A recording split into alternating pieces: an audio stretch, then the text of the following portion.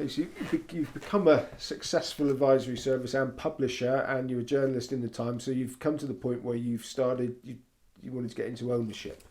You went down the route which some people might find quite surprising, which was unheard of at the time. Was that you started a racing club or a racing syndicate, and you had trouble with the Jockey Club. Is that right? Yes. Well, I mean, despite my success commercially and professionally, I still didn't feel that I was comfortably off enough to own a horse in my own name. So I thought there was an opportunity to move beyond a partnership and a syndicate, which I'm not too sure in those days they existed in quite that way. There was a limit to how many people you could have in. And I thought, why don't we have a racing club? And I had no idea that I'd meet with such difficulties and obstacles in trying to form one. And I had to go down to, well, I don't know if it was Portman Square, but I had to go down to where the Jockey Club were located. And there was a table with 6 dignitaries, gentlemen, sat there. And the minute I walked through the door, because in those days I was bearded, long-haired and looked like an extra for a heavy metal band. And I walked in and I sat there and I said I was very keen to start a racing club. They said, well, tell us what you're going to do. And I told them I had about 100 clients who wanted to have a share in a horse. They said, well, you've got to form a limited company.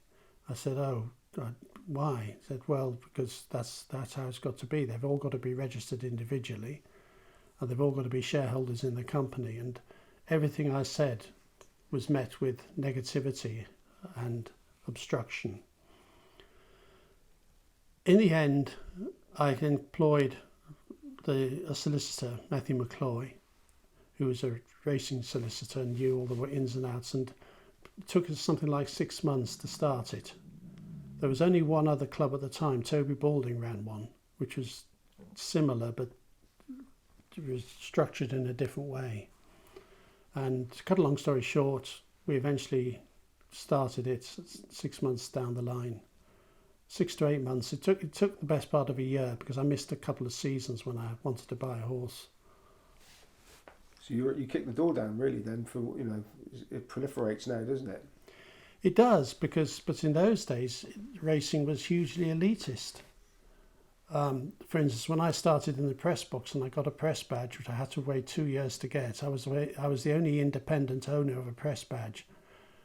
They were reluctant to give me a press badge, and I promise you, in the first 3 to 6 months of being in the press box, only 2 journalists befriended me. The rest, I was shunned by the rest of them. Yeah, I can imagine that. Now, you went on to own, manage, be in partnerships with over 60 winners. Some very high-profile people.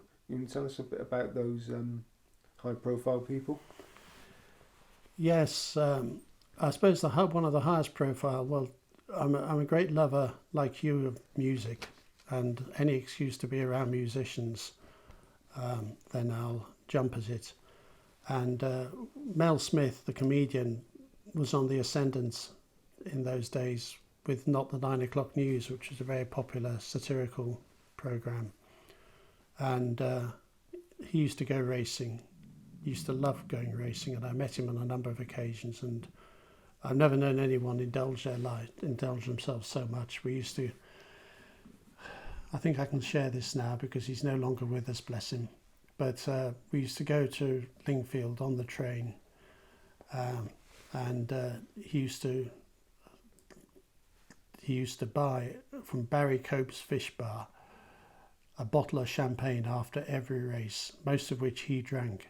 So if it was 6 races, he would have drunk about 6 bottles of champagne.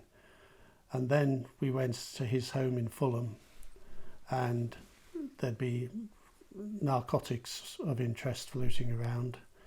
And then there'd be Bloody Marys. And then we'd look at teletext, and he'd start betting again on the results, which I was privy to seeing on the teletext, and he then sat in the other room and went for it and started betting on the imaginary racing that had taken place, which he'd missed in the evening. And somehow he managed to get himself up at 4 or 5 in the morning to do the recording for Not 9 O'Clock News, and then we go off racing to Windsor. So it was, Mel Smith lived life to the full, and we always surprised how he'd survived.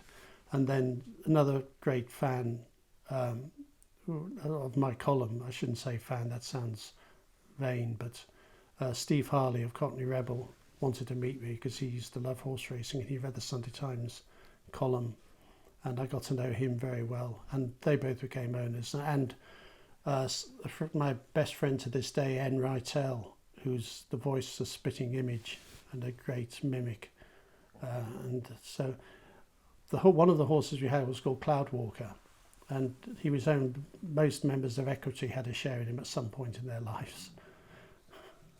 Now, you also, another thing that you did was be a private handicapper for Mick Channon.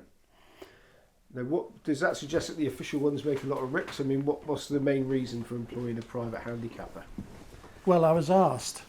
This was many, many years later. This was quite recently, in the last few years. I mean, Mick Channon, I don't follow football that closely, but he's one of the loveliest men you could ever wish to meet. He's wonderfully kind, hopelessly optimistic. And Matthew Tester, the BHA handicapper, set me up for the job, because Mick, to this day, overfaces many of his horses, but he gets away with it. He runs 2-year-olds, maidens in listed black type races, gets away with it, and Matthew felt he needed some help. And I had 2 very enjoyable years doing my best for him, but he didn't listen to a blind word I ever said, as far as I can see. And I was told that when he played football, he was not dissimilar. A lovely man, we got on very well, we had a lot of fun together. But in the end, he decided to do it his own way. I think I probably managed to place 3 or 4 horses for him. There was a horse in the nursery once, and he wanted to run this in a black type race. And I said, you'll win this nursery. You've got £10 in hand. And he listened to me on that occasion. But lovely man, lovely man. Another string to your bow, you're a jockey's agent to Declan Murphy. So how did that come about, and how successful was it? I was asked. Again, I don't go out soliciting work generally. I was asked to do it. Declan Murphy was riding for Josh Gifford and, more intriguingly, Barney Curley in those days. And he needed an agent. This was before there were agents. Dave Roberts wasn't around in those days. There weren't agents in the numbers there are now, where every jockey had an agent. That Barney said that Declan could do with one. So Declan came up to me one day at Cheltenham and said, Barney recommended me. So Barney must have known about me. I hardly knew Barney in those days, but he must have heard about me. And Declan came up to me and said, have you ever thought of being a jockey's agent? And I had huge respect for Declan and his riding style. He was a very patient jockey, just the sort of jockey I like. And he asked me to be his agent. And so we worked well together.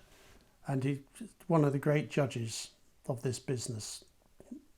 He always insisted Deep Sensation would win a Queen Mother Champion chase, and I saw it getting beat in handicaps and everything, and he still said this horse will win a Queen Mother Champion chase, and it duly did.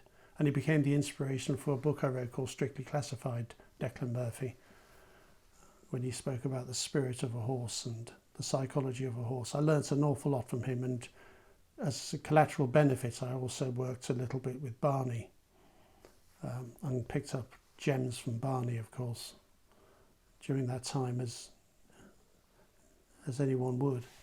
Well, Barney, tell us a bit more about him, because he's been my hero since I first got into racing. He should be everyone's hero. I mean, the 2 words that sum him up are patience and discipline. That's the key to his betting. He's an enigmatic man. He's a very complex man. I've only chatted to him a few times, but he's unbelievably cool as well, and he looks the part. I remember once chatting to him at Windsor, and we were behind the stands, and I never make this mistake, but I did on this occasion. He had a horse running during the race that was about to go off, and he was standing there, and we were talking away, and his horse was running, and he still focused on talking to me while the race was happening 50 yards away. And I remember being with him at Ascot once, and we were talking beside the rails, and the rails bookmakers were lined there, and there was Mike Burton of Hills and Leslie Spencer and all those people that you're very familiar with, and he had his back to them all and was talking to me. So Barney was there talking to me there, and all the rails bookmakers were there, and Fred Binns and all the other bookmakers were standing there. And I said, I must leave you because, I know you've got a horse running in a few minutes. He said, no, that's fine, just keep talking, just keep chatting away. So we kept chatting, and whether he was using me anyway, and then he just literally turned round about a minute before the off and went click, click, click, click, click, down the rails. What the click meant, I don't know, but he went click, click, click, click, click. And how much money he had on that horse, I don't know, but it duly won. I think his name was Asaglawi. You may recall, because you were busy in those days working on the rails. You were probably there doing your footwork. I don't think I was. I would have been there next to him eavesdropping if I was. Well, what a wonderful man and an inspiration to me, and I just wish I had more access to him, as we all do. Now, Barney Curley is like the rock star of horse racing. Yes, good way of putting it. Now, it. you've promoted to rock stars. You talked before about your friendship with Steve Harley, etc. You promoted music gigs, Squeeze, Steve Harley. Is it important to have an interest outside of racing when you are so immersed in it? I think it's important to have balance. Yes, music is the most important thing, not person, the most important thing in my life, because it can elevate you to another place, and you need somewhere, rather than wallowing in despair at getting it wrong on the race course or being euphoric over the delight of it. It's good to have another safe haven to go to. Having said that, if you're anything less than totally focused in this business, then you'll be paying the price in some way or other. I'm not too sure of the relationship you should have with racing, whether it should be all-encompassing to the detriment of other personal aspects of your life and other areas of your life. But there can be great collateral damage in this business. I know a number of people whose relationships haven't survived, who have been brilliantly successful at the job. But I think if you do have another interest, it does lead to balance, but I'm not too sure that you're going to be as good as you could be if you do have other interests. It must be all-encompassing, all-engrossing to some extent, and that can be exclusive and cut you out from the rest of the world and cut you out from the reality of the world. It's a hugely challenging, demanding business. I've always said about this business, in 50 years I've felt this, I'd never known whether it's kept me sane or driven me mad. Because I have been mad, officially, and I have been sane for most of my life. But it's one or the other, it's an extreme of some kind.